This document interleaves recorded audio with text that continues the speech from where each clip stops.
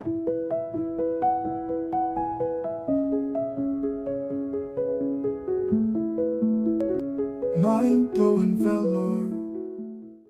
எனக்கு ஊழியம் செய்தால் அவனை பிதாவானவர் கனம் பண்ணுவார்.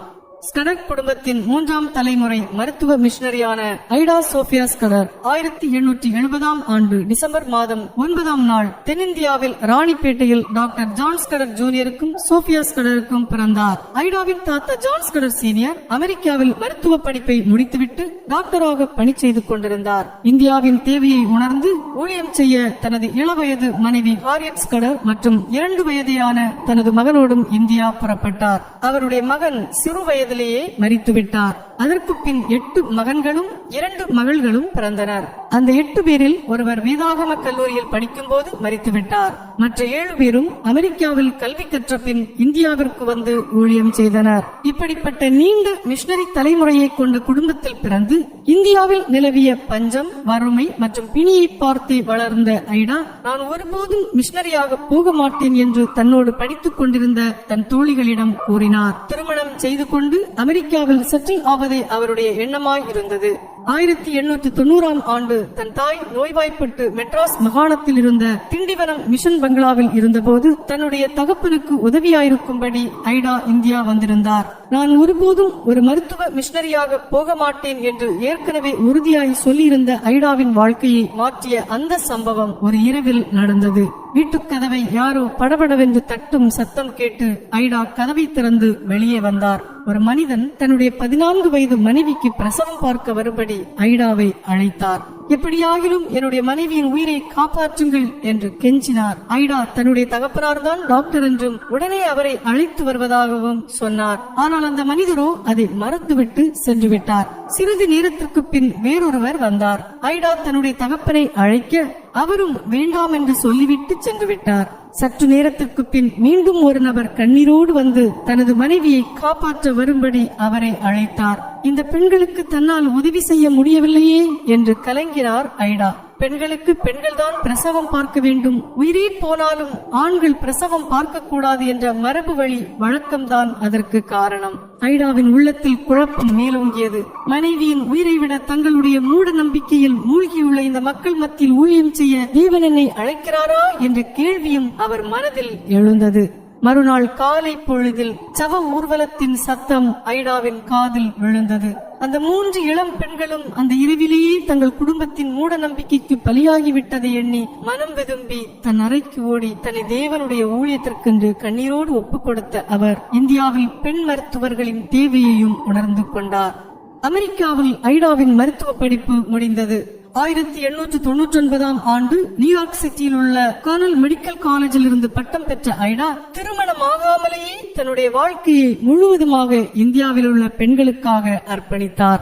ஐடா இந்தியாவிற்கு ஊழியம் செய்ய வந்து அடுத்த ஆண்டே, அதாவது 1900 அவருடைய தந்தை மரித்து போனார். தன் தகப்பனுடைய இழப்பை தாங்க முடியாமல் அவர் தேம்பி தேம்பி அழுதார். வேலூரில் பெண்களுக்கென்று ஒரு மருத்துவமனை அமைக்க வேண்டும் என்று எண்ணினார் ஐடா. அதற்கு $8000 பணம் தேவைப்பட்ட போது ஷெல் என்பவர் தனது மனைவியின் நினைவாக வேலூர் பெண்கள் மருத்துவமனைக்கு நிதியுதவி செய்வதாக சொல்லி $10,000 காசோலையில் கையொப்பமிட்டு கொடுத்தார். ஐடாவின் உள்ளம் மகிழ்ச்சியால் நிறைந்தது. அந்த பணத்தை வைத்து ஒரு மெடிக்கல் டிஸ்பென்சரி மற்றும் கிளினிக்கை வேலூரில் ஆரம்பித்தார். 2 வருடத்தில் கிட்டத்தட்ட 5000 நோயாளிகளுக்கு சிகிச்சை அளித்தார் ஐடா. சமய சமூக மூடப்பழக்கங்களில் ஊறி போயிருந்த மக்கள் மத்தியில் மருத்துவ சேவை என்பது அவ்வளவு எளிதானதாக இருந்ததில்லை. உடம்பில் உள்ள கட்டியை அறுத்து சீழ்பிதுக்கி சுத்தம் செய்து மருந்து வைத்து கட்டி நோயாளியை அனுப்பி விடுவார் ஐடா. மறுநாள் நோயாளி வரும்போது கட்டு அவிழ்க்கப்பட்டு புண்ணில் விபூதி தூவப்பட்டிருக்கும். அது உயிருக்கு ஆபத்தை விளைவிக்கும் அளவிற்கு பாதிப்பை உண்டு பண்ணிருக்கும்.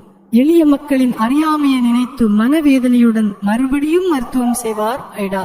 குதிரை பூட்டிய வண்டியில் ஏழை மக்களை சந்திப்பதற்கு மூலை முடுக்கெல்லாம் சிட்டாய் பறந்து போவார். வண்டியின் வருகைக்காக காத்திருக்கும் பெண்கள் கூட்டம் அவரை சூழ்ந்து விடுவர். பெரும்பாலும் நோய் முற்றி போகும் வரை காத்திருந்து டாக்டர் அம்மா அதிசயம் நிகழ்த்துவார்கள் என்று நம்பி வரும் கூட்டம் ஏராளம். இவர்களை காணும் போது ஐடாவின் உள்ளம் உடைந்து கண்களில் கண்ணீர் வடியும். 1902ஆம் ஆண்டு மேரி டாபர்ஷல் மருத்துவமனையை திறந்தார் டாக்டர் ஐடா.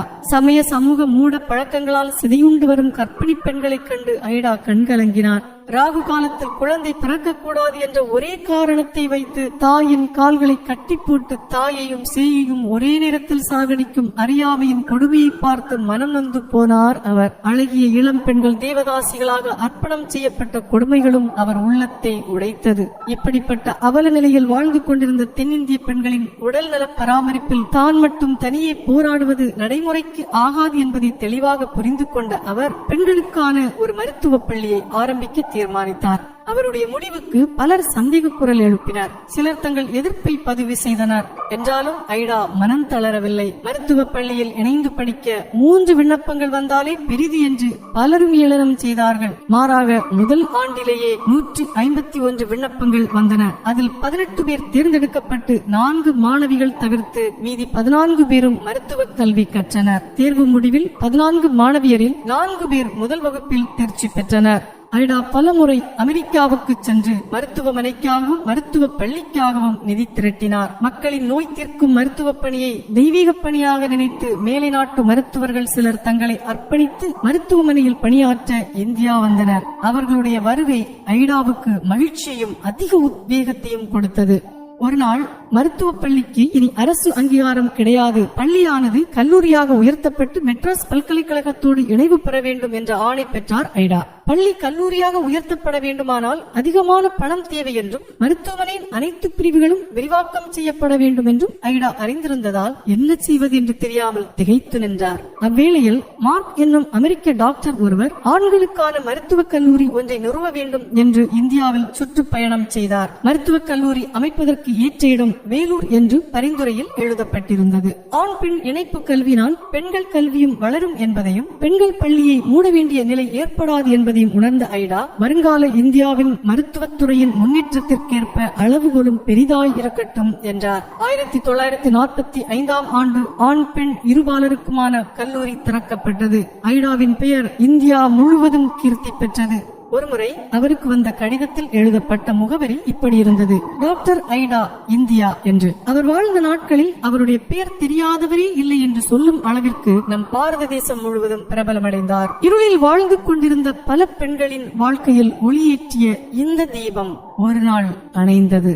ஆம், 1960 ஆண்டு மே மாதம் 23 நாள் டாக்டர் ஐடா தான் சேவித்த தேவனிடம் சேர்ந்தார். ஆனாலும் அவரால் ஒளியேற்றப்பட்ட விளக்குகள் இன்றும் நம் தேசத்தில் எரிந்து பிரகாசித்துக் கொண்டிருக்கிறது. இன்றைக்கும் வேலூர் கிறிஸ்தவ மருத்துவக் கல்லூரி புகழ்பெற்று விளங்கிக் கொண்டிருக்கிறது. 1960 ஆண்டில் வேலூர் கிறிஸ்தவ மருத்துவக் கல்லூரியில் பொன்விழாவை துவங்கி வைத்து பேசிய அப்போதைய ஜனாதிபதி ராஜேந்திர பிரசாத் அவர்கள் டாக்டர் ஐடாவை குறித்து பேசும்போது தலை சிறந்தவர், அவருடைய அர்ப்பணிப்பும் திட்டமிட்ட வேலையும் எல்லாருக்கும் முன்மாதிரியாயிருக்கிறது என்று புகழுரை ஆற்றினார். தனக்கென்று ஒரு அழகான வாழ்க்கை வேண்டும் என்று ஆசைப்பட்ட ஐடா இந்திய பெண்களின் நிலையை கண்டு அந்த ஆசையை குழி தோண்டி புதைத்துவிட்டு அப்பெண்களுக்காக தன்னையே அர்ப்பணித்தார். தன்னுடைய சுய விருப்பங்களை மூட்டை கட்டிவிட்டு பிறர் நலம் கருதி வாழ்ந்தார். தான் வாழ்ந்த நாளெல்லாம் இந்திய பெண்களின் நலனை பற்றிய கனவுகளையே சுமந்து வாழ்ந்து வந்தார்.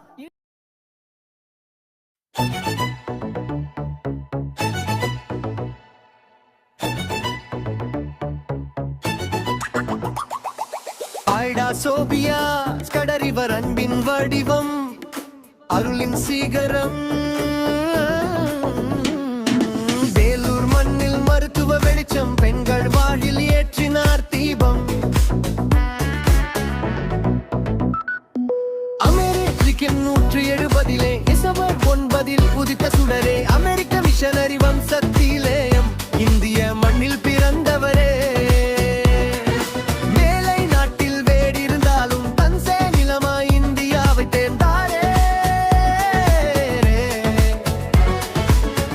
வலியால் துடித்த உயிர்கள் மடிவதை கண்டு கசிந்தது கண்ணீர். பெண்ணினம் காக்க உறுதி பூண்டார், மருத்துவ பணியை கையில் ஏந்தினார். 1990 கண்டார் அது கிறிஸ்தவ மருத்துவ கல்லூரி வரலாற்றில் இன்று ஓங்கி நின்றது.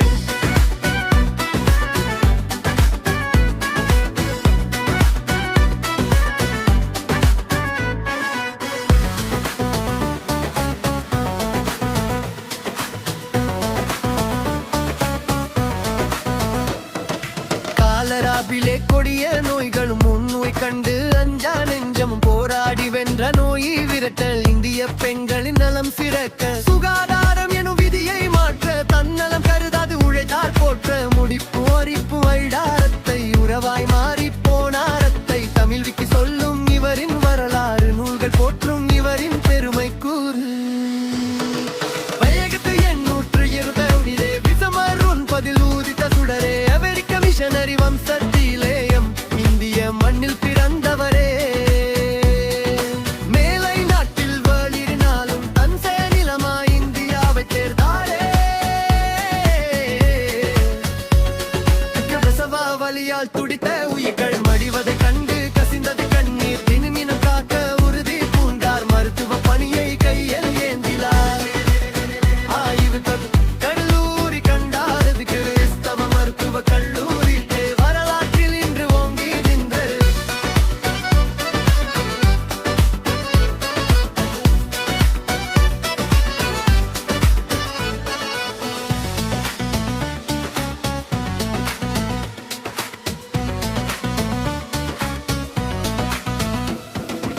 ஊர் மக்கள் அழைக்கும் ஐடாரத்தை உறவாய் மாறி போனாரத்தை தமிழ் விக்கி சொல்லும் இவரின் வரலாறு நூல்கள் போற்றும் இவரின் பெருமை கூறு வையகம் உள்ளவரை இவ புகழ் வாழும் வேலூர் மருத்துவ சேவை ஆளும் குறிப்பு இந்த பாடலில் நீங்கள் குறிப்பிட்ட முக்கிய தரவுகளான அவரது பிறப்பு சிஎம்சி நிறுவிய ஆண்டு அவர் போராடிய நோய்கள் மற்றும் மயிலாத்தை என்ற சிறப்பு பெயராகியவை சேர்க்கப்பட்டுள்ளன இதனை ஒரு கவிதையாகவோ அல்லது இசையமைத்தோ பயன்படுத்தலாம் உங்களுக்கு இதில் வேறேதேனும் மாற்றங்கள் செய்ய வேண்டுமா ஐடா சோபியா சாழறு வீதோ அன்பின் வழிகோ ஒருளின் சீகலரும் வெள்ளூர் மண்ணில் மருத்துவ வெளிச்சம் பெண்கள் வாழலி ஏற்பி